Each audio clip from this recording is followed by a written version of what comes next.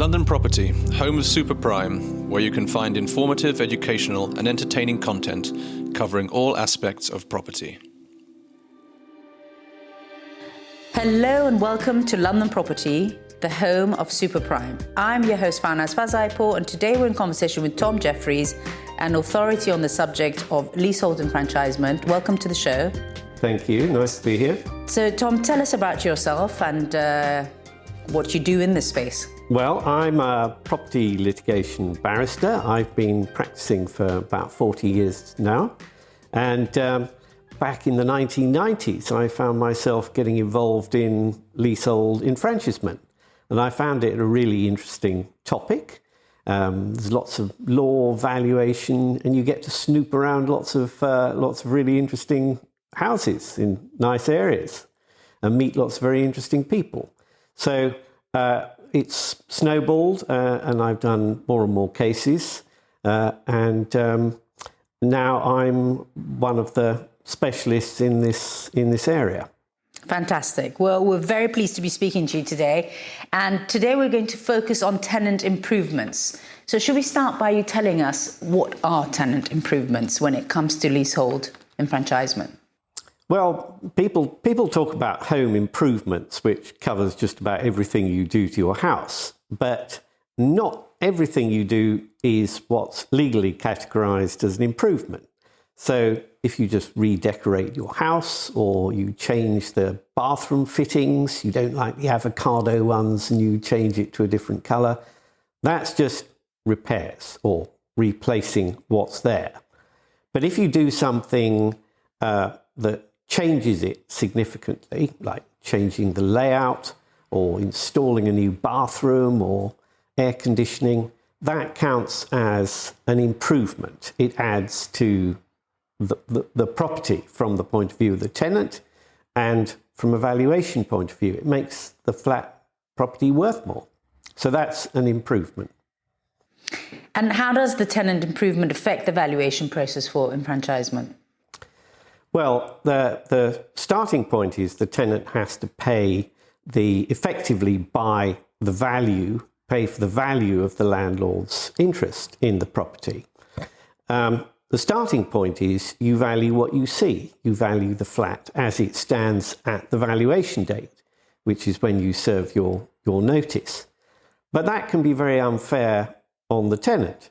If I've spent £1 million doing up my flat, putting in air conditioning, fancy new floors, state-of-the-art bathroom and so on, that adds to the value. So it's seen as unfair on the tenant that he should not only pay for all that work, but then have to pay the additional value. In all the valuations, tenants' improvements are disregarded.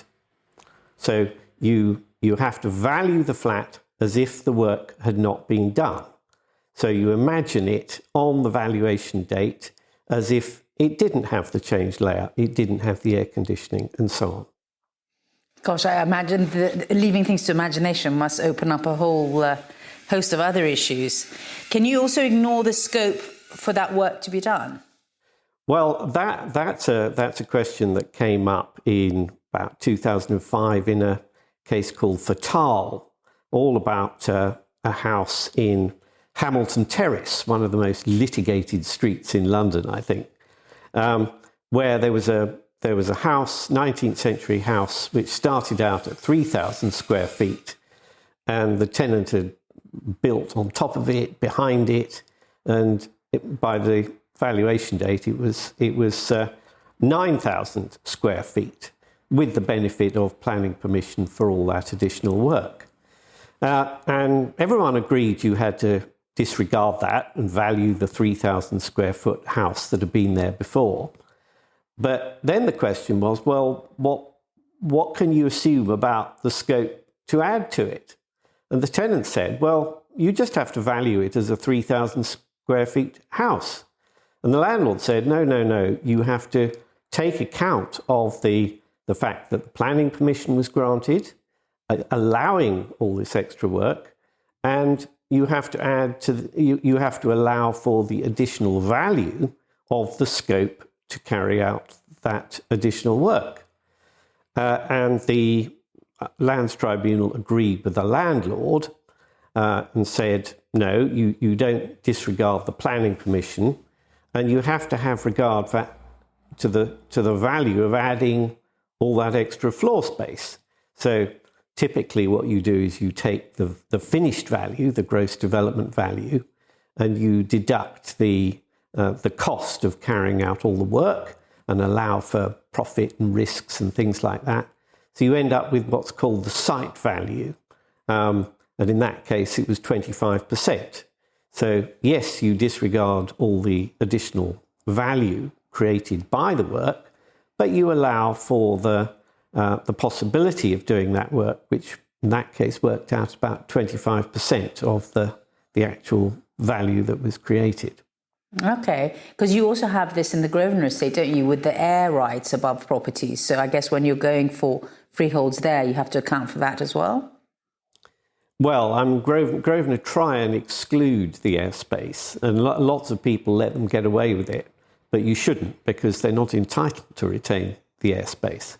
But they do it because they want to hang on to the development value, and if you come along and you want to build an extra story, they'll want half the added value. Gosh. So on the subject, can you tell us about the Alberti case and how is that relevant in this topic? Well, yes. Well, that followed on from the Fatal case. That was a case earlier this year about a house in Cheyne Walk originally owned by Gerald Scarfe, the cartoonist. And he bought it as an old house converted into 5 flats. And he converted it back into a single house. And at the time, you didn't need planning permission for the work, the conversion work. He should have got planning permission for change of use back to a single house, but he didn't get it. After 4 years, you're immune from enforcement anyway, so it became a lawful, what's called the established use of the building. Roll forward to 2014, and Kensington were getting alarmed at the loss of all the so many flats, because it was increasingly popular to turn flats back into houses and create big mansions for people, which were immensely valuable. So Kensington tightened up so that you needed planning permission to turn flats back into a house. And what's more, they had a policy of resisting planning permission if you were going to lose more than one flat. So for this house, the Gerald Scarfe's house, after 2014, everyone agreed you would not get permission to turn it back into a house, even though in fact it was being used as a house. So then you get to the valuation, and of course, in fact, it was a house with permitted use as a house. It was common ground. You had to disregard the work, so you had to value it physically as 5 flats. But even though the time had lapsed and it was... Yes, because you had to disregard the physical work converting it back to a house. So you had to imagine there was a building comprising five flats. Okay. But the question was what assumption you can make about the potential use. Because if it had, in fact, it had established use for planning as a house. Well, if you valued it with that potential, then you could convert it back to a house. Whereas if you had to ignore that established use, then we know you wouldn't get planning permission, so you had to value it as flats. And it was worth at least £2 million more if you could turn it back into a house than if you had to disregard the established use. So the question was whether you could ignore, whether you should disregard that established use. And the landlord's argument was, well, look at that Fatal case. They didn't disregard the planning permission, so it would be odd if you disregarded the established use. And they said, all you have to disregard is the work, nothing else. And there's no unfairness to the tenant because he didn't pay for the established use, and he didn't pay for the fact that Kensington had changed its planning policies. That's just a quirk of history. It would be very unfair to the landlord if they lost all that uplift in value.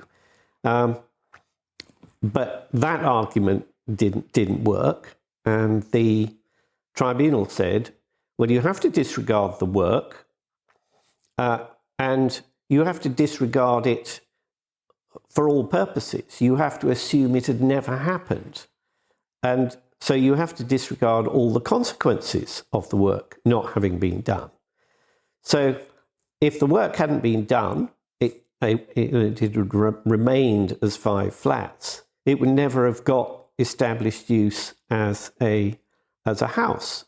So you also had to disregard the established use, because that only came about because of the work that was done enabling it to be used as a house. So the tenant did very well in that case and got the benefit of a greatly reduced price. The landlord is trying to appeal to the Supreme Court, so that may not be the last word on that particular one. And what do you think the implications of this case are?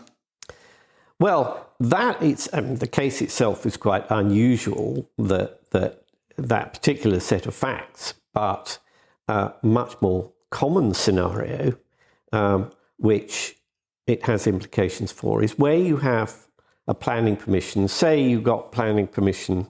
I did a case like this earlier this year, where planning permission had been granted back in the 90s to build an extra story on top of the flats, and they duly carried out the work.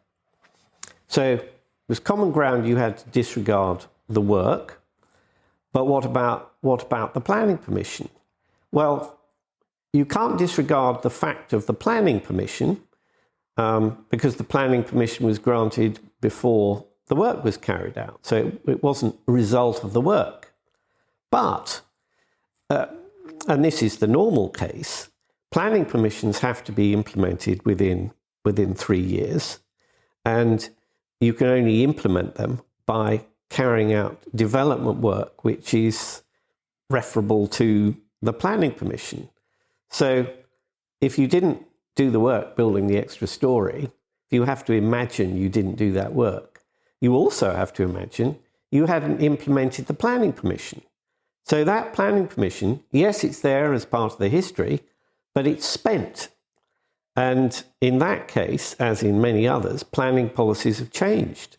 And the planning evidence was, in that case, you would not now get planning permission for the same work. So you disregard, in that case, you had to disregard the scope for doing the work, as well as the fact that it had been done. So that's one implication. And then also you have to start thinking about licenses for alterations. Most of these cases, you need a landlord's license for alterations. And if it's a very simple one, you don't disregard it. So it might still be capable of being implemented. But in many cases, the license says you have to complete the work within a certain period. So if you haven't done the work and you haven't implemented the license, does it lapse? Do you need fresh consent again from the landlord? So there you have another risk factor. Would the landlord actually get consent in the sort of hypothetical, imaginary scenario we're talking about? So that depends on the terms of the license in the particular case. But that's that's another interesting implication of the Alberti case. So in broad terms, it's going to help tenants. It's going to reduce the price payable where you've got significant alterations which needed planning permission. So if I'm understanding this correctly, in the case that you just referred to, the planning permission was granted, the works were done, but because you've got to disregard, you imagine that the works were not done, the planning permission wasn't granted. Whereas in the Hamilton Terrace one, there was planning permission, the works hadn't been done yet, but you're still paying for the benefit of the works to be done. No, what they said in Fatal was, you don't disregard the fact that the planning permission was granted. And in the case I talked about, likewise, you don't disregard the fact that planning permission was granted, but like all planning permissions, it's subject to a number of conditions. It has to be implemented. It has to be started within 3 years. And if you don't start it, it lapses. So it's no longer available. So that's what happened in my case, and that's what will happen in most cases. If the work was done more than 3 years ago, if the planning permission was more than 3 years old, chances are it won't be available anymore. Even though you've done the works. Even though you've done the work. So you imagine the work has been done. Yeah. And then you know there was a planning permission, say 5 years ago, but you will assume that planning permission has lapsed. So you will need a fresh planning permission. Now, in a simple case, it may be obvious you will get planning permission in an uncontroversial case. But where planning policies have changed, then you may well no longer get the planning permission. So you disregard the scope to do the work if planning has changed, would no longer be available. Yeah, that's right. Wow. So Okay. that gets you an even bigger reduction. So it sounds like there's a lot of business to be done for pre-planning applications here for both sides. If somebody's going to say you won't get it or you will get it, then the other party can go within 3 weeks, try and get some certainty on whether it will happen or it won't happen.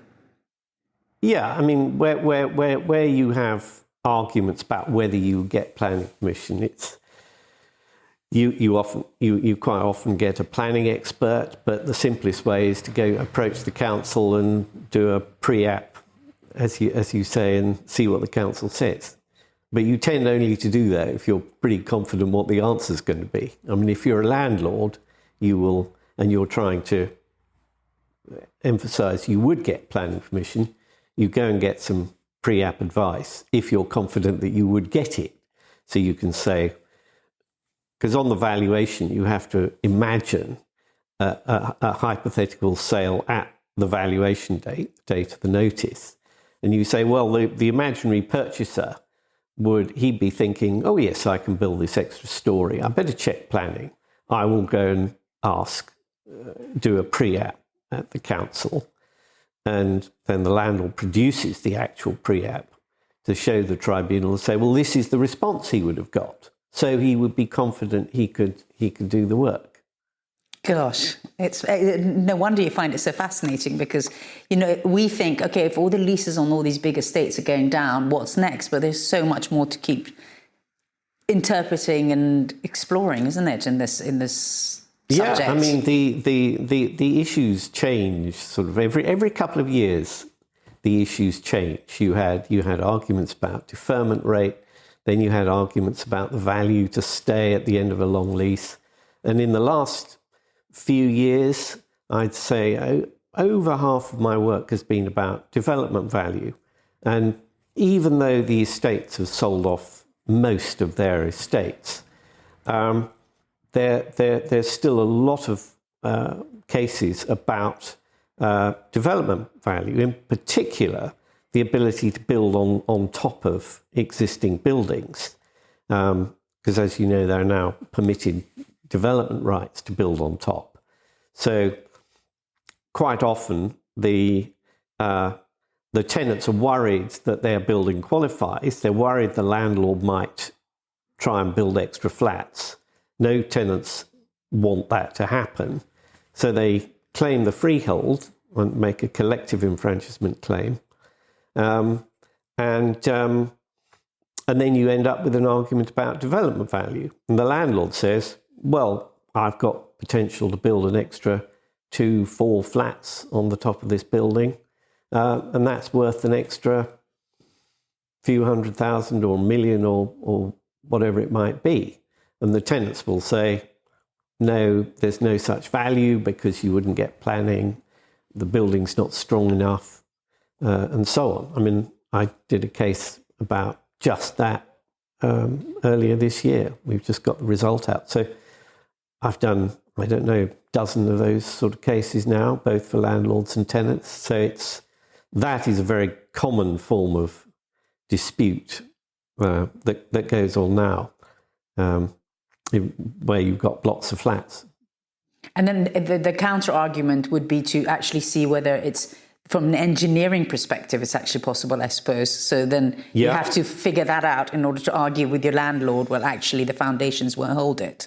Yes, exactly. Is the building strong enough? Yeah. I mean, you get 1930s blocks of flats. They were often not particularly sturdy build. So sometimes there's an issue about that. By and large, you can put a lightweight structure on top. But you can end up with a raft of experts, planning experts, engineering experts, quantity surveyors, valuers. It can cost a fortune to argue these cases, which is fine if there's a lot of money to be saved. Value in it, but it can just eat up the amount at stake. We've had the white paper and the recommendations and all of that is pending some changes. Are you worried about any of those, or do you think any of them are really good news and they're going to open up another whole host of arguments? There's bound to be even more litigation as and when the new legislation comes in, because it's going to be wholly new, and there'll be limitless new things to argue about. It'll be like the 1990s all over again. It's going to be that big, you think? So yeah, I mean, they're undertaking a huge task trying to rewrite all the legislation. So there are bound to be issues about what the words they use mean. So as a barrister of leasehold enfranchisement, traditionally you had to be instructed by a solicitor. And can you just talk to us about how that's changed and how our listeners could get your expertise? Well, that's changed because they first of all changed the rules so we could be instructed by professionals, such as, in this case, surveyors. A lot of my work comes from surveyors who know me, so introduce me to their clients. But then they changed it again, so now I can work directly with members of the public, and I'm very, very happy to do that. And with this sort of work, most of the people I deal with are very well informed, smart people who can give me the information I need, and I'm very happy to work with them directly. So it's a really good first step for people, as you say, who are already quite savvy in the subject, when they're trying to make a decision, to just say, okay, I'm just going to pass this by you. What do you think? Shall I go this way or that way? Yeah, if you've got a tricky issue, yes, that's right. Yeah. We've talked about how tenant improvements affect the valuation process. Can you tell us, in your opinion, what are the do's and don'ts for a tenant to consider? The advice I'd give tenants, I mean, if you're is first of all, make sure you keep records of any work you do, particularly if you do anything substantial. Keep plans of the flat or the building before and after you do the work. Keep photographs, keep invoices, because all this is important, because the burden is on the tenant to prove that the tenant has actually done all the work at their own expense. And if you're buying a flat which has been greatly improved, and you might want to extend the lease, likewise, ask the vendor for records of the work they've carried out, because you can get the benefit of the disregard of the work your predecessors carried out. So you want to be able to prove all that. If there was a license for alterations, ask for the plans, photos, invoices, all that sort of thing. Don't despair if none of that is available. And quite often, if you have all you have is like one I'm looking at recently, you have a lease plan from 1989 showing one layout. You go and look at it now, and it's got a bathroom in a different place. So normally, the tribunal's happy just to infer that the tenant, at the time being, did the work, because who else would do it, and why would they want to spend the money on it? But there can sometimes be room for questioning that, whether it was done before or after the lease was granted, say. So that's why it's important to have all these records to be able to prove what was done. So since we live in a world of imagination, can you also say, well, hang on a minute, that was before 1993, you had no rights anyway? No, that's that's a step too far. No, and is most of your work for tenants, or is it tenants, landlords? It's a mixture. It's a mixture. Yes, so do you have any do's and don'ts for landlords? Well, I'd say to the landlord, do go and inspect the property now and then, so that you can see what's going on, because you do quite often get cases of tenants carrying out unauthorised alterations that you may not be aware of. It may be you could have charged for them, and if you don't discover them and the tenant claims a lease extension, you may find you're not getting all the benefit you could have done had you been asked for consent. So go and check every few years. Every few years, because after 4 years it becomes... Check the condition of the property. So you can take action if you need to, if something unauthorised is being done. So, Tom, thank you very much for talking to us and giving us a glimpse into a very interesting world of leasehold enfranchisement. And for our listeners, you can head over to our experts directory to get in touch with Tom directly, or if you're looking for any other experts to help you with your real estate needs, then our Need to Know experts can be found in the directory. Thanks for listening to the London Property Podcast. Head over to londonproperty.co.uk and subscribe to our newsletter to receive latest updates.